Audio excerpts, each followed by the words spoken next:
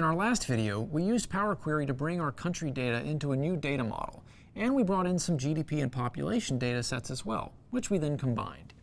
We now have two data sets in our data model, but you'll remember that we didn't use the merge queries transformation to combine them together like we did with Steph Curry's basketball data. With small enough data models, merging queries in Power Query is a totally acceptable way to combine your data. However, as you add more and more tables and as your data model gets progressively larger, it becomes much harder to merge multiple queries into one, and the payoff for doing so starts to diminish as well. So what alternative do we have? We can keep the tables as they are, uncombined, and use Power BI Desktop to create a relationship between them, essentially allowing them to share data with each other in our report. That's the focus of this lesson. Before we leave Power Query, let's talk about granularity. In data modeling, granularity is something we use to describe the type of data that is in a table. Most commonly, we describe granularity in the context of our rows and what entities comprise a row in our data set.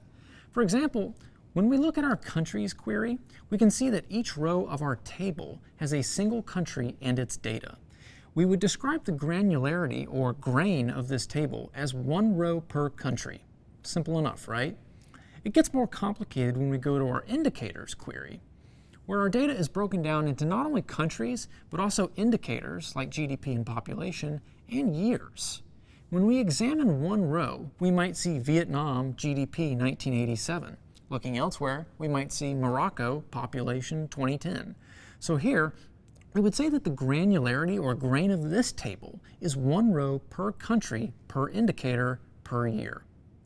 Understanding granularity is important in data modeling because it can have big implications for how your tables relate to each other and how their data gets calculated. We'll talk more about this later in the course. Let's hit Close and Apply to exit Power Query and return to Power BI Desktop. We're back in the report editor, and our Fields pane now has two tables, countries and indicators. If we go to our model view, we'll see the same thing, but we haven't created a relationship between these tables yet. They're sitting out here in space, totally independent of each other. So let's create a relationship between them by clicking on the ISO3 column in the countries table and dragging it over and dropping it on top of the country code column in our indicators table. As soon as we do this, you can see a line appears between our two tables and connects them. If we hover over that line, it turns yellow, and the two fields in our relationship get highlighted yellow as well. Our tables are now connected by a relationship. The countries table ISO3 country codes are equivalent to the indicators table country codes. So we can make these two tables talk to each other now. Take a closer look at the line between the two tables and notice how on the countries side of the relationship there's a number 1, and on the indicators side there's an asterisk. This notation tells us the cardinality of the table relationship we've created, and this relates back to the granularity discussion we just had. The countries table is one row per country, meaning a particular country code like China's is only going to appear one time in the table.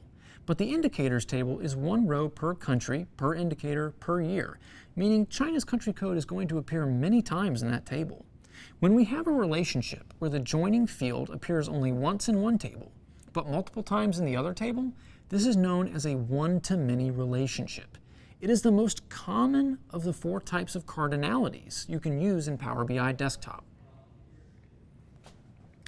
The other relationship cardinalities we can create in Power BI Desktop are many-to-one, which is just the inverse of one-to-many, one-to-one, where both columns on opposite sides of a relationship contain unique values, and many-to-many, a more advanced technique in which the two tables may have the same or a different granularity, but both columns in the relationship can contain duplicate values. This is usually reserved for complex modeling scenarios. Also notice how the line between our two tables has an arrow in the middle that points from our unique countries to our duplicated countries. This is the cross-filter direction, another important facet of the relationships between tables.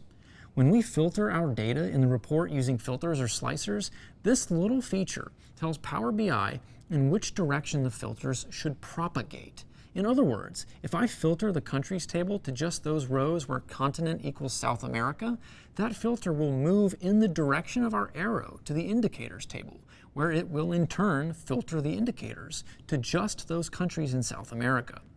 This is a critical aspect of relationships in Power BI, so it's important to understand. For a deeper understanding of relationship directions in Power BI, check out Reza Rad's article entitled, "What is the Direction of Relationship in Power BI?" When you start working with multiple tables in Power BI, you'll need to understand how to create relationships. And a big part of creating relationships is knowing the granularity of your data. In this video, we covered both topics. Remember, the easiest way to describe granularity is by thinking of what information comprises a row in your table. For example, if we were dealing with multiple tables representing sales data, we might say our customer table is one row per customer, and our product table is one row per product. But then we might have another table that aggregates the sales figures for a particular store, and that table might have a grain of one row per store, per month, per year. Your data model can have many different levels of granularity, and that directly affects your ability to create relationships between tables and the behavior of your Power BI report.